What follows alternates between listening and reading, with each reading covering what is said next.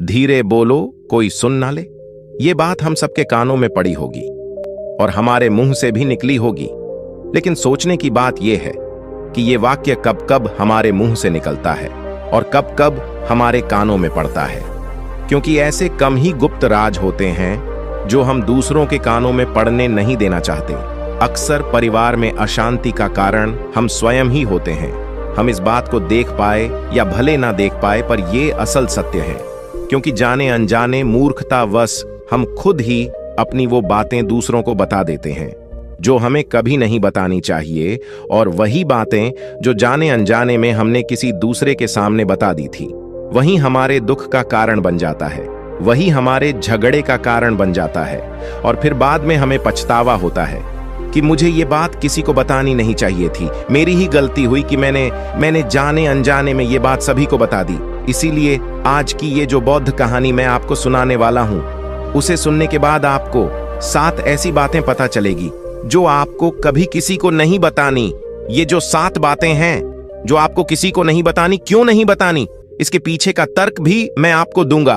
और इन 7 बातों के अलावा अगर आपको लगता है कि कोई बात ऐसी है जो मुझसे छूट गई या मैं नहीं बता पाया, तो कमेंट सेक्शन में जरूर बताना। इससे पहले कि आप इस बौद्ध कहानी में खो जाए, इस चैनल को सब्सक्राइब जरूर कर लें। तो चलिए कहानी शुरू करते हैं। एक समय की बात है, एक नगर में रामू नाम का एक युवक रहता था। वो युवक बहुत गरीब था, कुछ पैसा नहीं था उसके पास। 2 वक्त की दाल रोटी भी बड़ी मुश्किल से उसको नसीब होती थी। किसी काम की तलाश में दिन रात खोज करने पर भी उसे कोई काम नहीं मिल रहा था। फिर एक दिन उसने अपनी पत्नी के सामने अपनी सारी समस्या बता दी। उसने अपनी पत्नी को कहा कि मैं जिस जगह भी काम मांगने के लिए जाता हूं, तो हर कोई मुझे यह कहकर काम नहीं देता कि हमारे यहाँ काम की जरूरत नहीं है। मैं काम की तलाश कर करके थक चुका हूं। मुझे समझ नहीं आता कि मैं तुम लोगों का पेट कैसे भरूंगा, अपने बच्चों को कैसे पालूंगा, और ये चिंता मुझे दिन रात खाए जा रही है। यह सुनकर उसकी पत्नी ने कुछ सोचकर कहा कि तुम एक आदमी के पास सिर्फ एक बार ही काम मांगने के लिए जाते हो, और जब वो काम नहीं देता तो तुम दोबारा उसके पास जाते तक नहीं हो।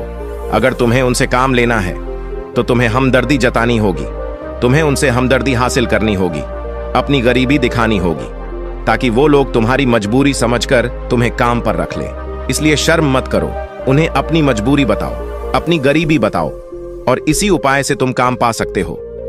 ये बात रामू की मस्तिष्क में बैठ गई, और अगले दिन काम मांगने के लिए वो उसी सेठ के पास जा पहुंचा जहां पर वो पिछले दिन काम मांगने के लिए गया था। लेकिन इस बार उसने हाथ जोड़कर उस सेठ से प्रार्थना की, उससे विनती की कि वो बहुत गरीब है और उसे काम की बहुत आवश्यकता है। वो जो कुछ भी उसे देंगे वो उसमें संतुष्ट हो जाएगा, पर कृपया करके मुझे अपने यहाँ काम पर रख ले। उसकी ये हालत देखकर उस सेठ ने उसे अपने यहाँ काम पर रख लिया। वो रोज वहां पर काम पर जाने लगा। अंदर ही अंदर वो खुश तो था कि उसे काम तो मिला, लेकिन उसे वेतन दूसरे लोगों से कम मिलता था। वही काम जो दूसरे लोग कर रहे थे, उन्हें ज्यादा वेतन मिल रहा था और इसे कम वेतन मिल रहा था। जब इस बारे में उसने अपने सेठ से कहा, तो सेठ ने कहा कि देखो भाई, तुम्हें काम की जरूरत थी, मैंने तुम्हें काम दिया, मेरा धन्यवाद करने की बजाय तुम मुझसे शिकायत कर रहे हो। यह कैसी बलवंत साहत है। यह सुनकर रामू वहीं पर चुप हो गया। बात कहीं ना कहीं सत्य थी, सच थी। सेठ ने तो उसे उसकी मजबूरी के हिसाब से ही काम दिया था और इसीलिए वो उसे अपने अनुसार ही वेतन देता था। लेकिन धीरे धीरे उसने ये बात अपने सगे संबंधियों और अपने दोस्तों को भी बताना शुरू कर दी कि उसका सेठ कैसा आदमी है और उसे कितना वेतन देता है। समय बीतता रहा और रामू पूरी लगन के साथ अपना काम करता रहा। लेकिन अब परिस्थितियां बदलने लगी थीं। सेठ अब रामू से दूसरे लोगों से ज्यादा काम लेता था और उनसे कम वेतन उसे देता था। ये बात रामू के मन को बहुत खलती थी। वो दूसरों से ज्यादा मेहनत कर रहा है और उनसे कम वेतन पा रहा है। इससे उसके आत्मसम्मान को बहुत गहरी चोट पहुंची। अब धीरे धीरे उसका मन अपने काम से हटने लगा। उसका मन काम में लगता ही नहीं था। जाहिर सी बात है कि ऐसी जगह किसका मन लगेगा जहां आदमी को अपने आत्मसम्मान के साथ समझौता करना पड़े। इसीलिए जल्द ही उसने अपना काम छोड़ दिया और वो घर पर आकर खाली बैठ गया। अब उसके पास घर का खर्चा चलाने के लिए भी पैसे नहीं बचे थे। इसीलिए उसने अपने सगे संबंधियों और अपने दोस्तों से सहायता मांगने शुरू की। लेकिन उसके दोस्त उसके सामने तो उसे दया का पात्र समझते थे, उसे दिलासा देते थे, लेकिन पीछे से उसका मजाक उड़ाते थे। वो कहते कि कितना बेवकूफ है, सेठ ने इतना काम लिया और बेचारे को पैसे भी नहीं दिए। अरे हम इसको पैसे दे दे तो ये कल हमारा भी पैसा नहीं वापस कर पाएगा, इसकी ऐसी हालत है, काम तो इसके पास कुछ है नहीं, पैसा कहां से लाकर देगा। और इसी वजह से रामू की हालत दिन पे दिन खराब होती जा रही थी। अब वो दिन रात तनाव में रहने लगा था। वही दोस्त, वही सगी संबंधी जो उसके अपने होने का दिखावा करते थे, वो उसे दया का पात्र समझ रहे थे। उन्हें उसके ऊपर तरस आ रहा था। सब लोग आकर उसे ज्ञान तो बहुत देते थे, लेकिन कोई सहायता नहीं करता था। और अक्सर ऐसा ही होता है, ज्ञान देने वाले तो बहुत मिल जाते हैं, लेकिन मदद करने वाले, उंगली पकड़कर, हाथ पकड़कर आगे चलाने वाले कितने लोग मिलते हैं। फिर एक दिन उसे पता चला कि पड़ोस वाली गांव में एक बौद्ध भिक्षु आया हुआ है जो बहुत ही ज्ञानी है। रामू इतना तनाव में था कि उसे कोई रास्ता नजर ही नहीं आ रहा था। इसीलिए जाने अनजाने वो उस बौद्ध भिक्षु के पास पहुंच जाता है। वहां पहुंचकर वो सीधे उनके पैरों में गिरकर रोने लग जाता है। वो रोते रोते उन्हें अपनी सारी परिस्थिति बताता है। उसे बताता है कि किस तरह उसके सेठ ने उसका फायदा उठाया और उसके सगे संबंधी उसके साथ कैसा व्यवहार रखते हैं। सारी बातें सुनकर बौद्ध भिक्षु ने उसे चुप कराते हुए कहा कि भंते, ये सारी समस्याएं तुम्हारी बुद्धिहीनता, तुम्हारी मूर्खता के कारण उत्पन्न हुई है। अगर तुम्हारे अंदर विवेक होता तो इनमें से एक भी समस्या तुम्हारा चित्त को दुखी नहीं कर सकता था। लेकिन तुमने अपने अविवेक के कारण, अपनी मूर्खता के कारण खुद ही अपने रास्ते में कांटे बिछा दिए। परंतु आज मैं तुम्हें 7 ऐसी बातें बताने जा रहा हूं जो भूल कर भी किसी को मत बताना। और इन बातों का अनुसरण करते हुए तुम बाहर से मिलने वाले दुखों को तो दूर कर ही सकते हो जो बेवजह दुनिया की वजह से तुम्हारे अंदर पनपते हैं। पहली बात जो किसी को नहीं बतानी चाहिए वो है अपनी मजबूरी। अपनी मजबूरी का दिखावा करके दूसरों का दया पात्र बनाकर उनकी सहायता लेने की गलती कभी मत करना। हो सकता है कि आज वो तुम्हारी मजबूरी देखकर तुम्हारी सहायता कर दे, लेकिन कल वो तुम्हारा फायदा उठाने से भी नहीं चुकेगा। और अगर फायदा भी नहीं उठाया तो दूसरों के सामने तुम्हारा मजाक बनाने में वो आदमी कभी नहीं झुकेगा। इसीलिए कभी भी अपनी मजबूरी का दिखावा मत करो। अगर घर में 2 रोटी है, सूखी रोटी है, तो वहीं खाकर सो जाओ, लेकिन दूसरों को इसके बारे में भनक तक नहीं लगनी चाहिए। जरा आप खुद सोचो, मजबूरी बताने का क्या प्रयोजन होता है एक इंसान का? या तो वो दूसरों से सहानुभूति हासिल करना चाहता है या उनसे कोई आर्थिक मदद चाहता है। लेकिन अगर दोनों ही परिस्थितियां आप देखें तो दूसरा आदमी आपका फायदा उठाने से नहीं चुकेगा। और अगर वो फायदा नहीं भी उठाएगा तो अपनी नजर में तो वो आपको मूर्ख ही समझेगा, बेवकूफ समझेगा और दूसरों के सामने आपका मजाक तो जरूर बनाएगा। इसीलिए अपनी मजबूरी के बारे में कभी किसी को मत बताना। दूसरी बात जो किसी को भी नहीं बतानी चाहिए वो है अपनी अतीत की गलतियां और भविष्य की रणनीतियां। जरा सोचो कि अगर हम अपने अतीत की गलतियां किसी दूसरे को बताते हैं तो उसका क्या प्रभाव होगा? वो गलतियां ठीक तो नहीं की जा सकती, जाहिर है, तो उन्हें बताने का क्या प्रयोजन रह जाता है? आप अपने अंधेरे पक्ष को खुद दुनिया के सामने बता रहे हो, खुद अपनी गलतियां दूसरों के सामने बता रहे हो। इससे उस आदमी की नजर में आपका एक चरित्र घटित हो जाएगा और वो भविष्य में हमेशा आपको उसी नजरिए से देखेगा। इसीलिए किसी भी आदमी की नजर में अपना चरित्र गठित मत होने दो। और जरा सोचो कि आप व्यर्थ में ही अपने भविष्य की रणनीतियां दूसरों के सामने बता रहे हो। जो लोग आपके काम का हिस्सा ही नहीं है उनके सामने अपने भविष्य की रणनीतियां, अपनी डींगे हाँकने का क्या फायदा?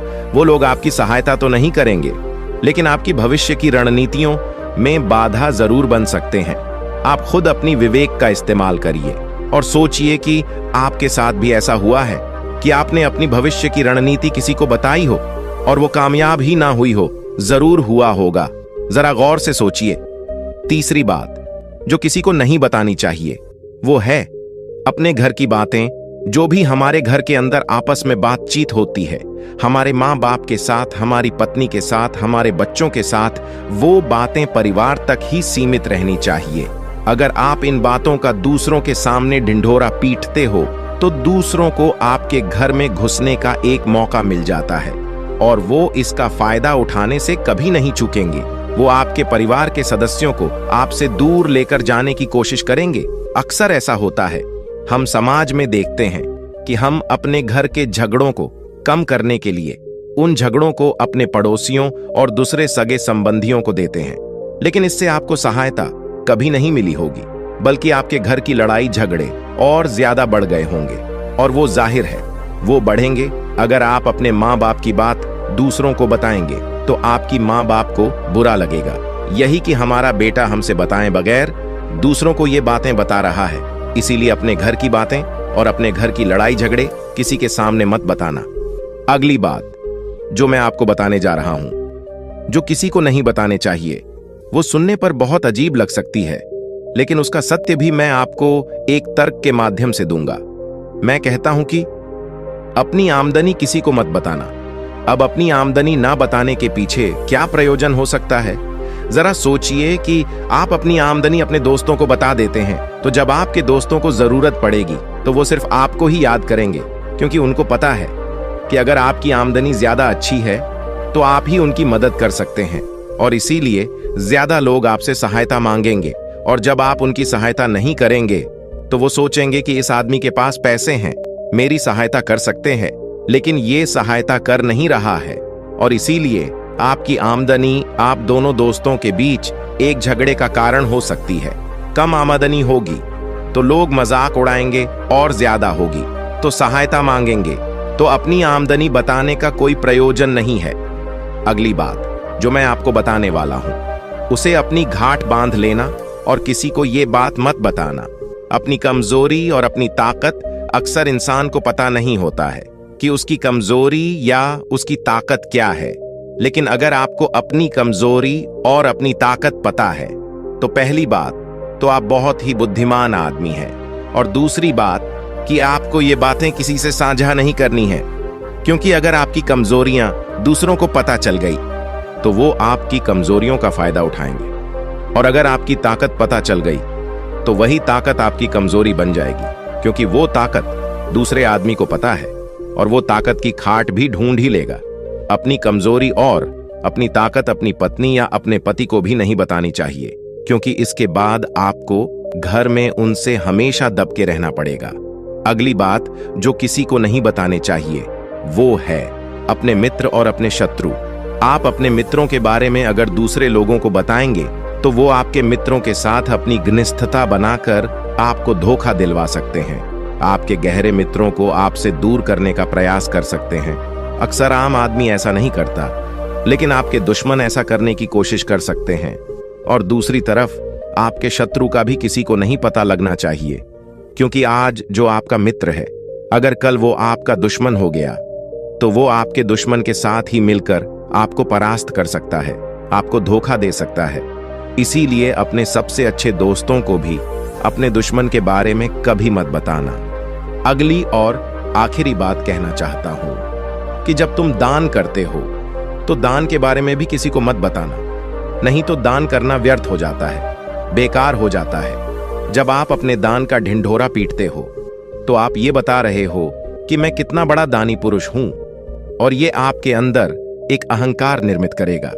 इसीलिए दान गुप्त रूप से किया जाए उतना ही अच्छा होता है, उतना ही फलदायी होता है। जब आपका बायां हाथ दान कर रहा हो तो दाएं हाथ को भी ना पता चले कि बायां हाथ दान कर रहा है।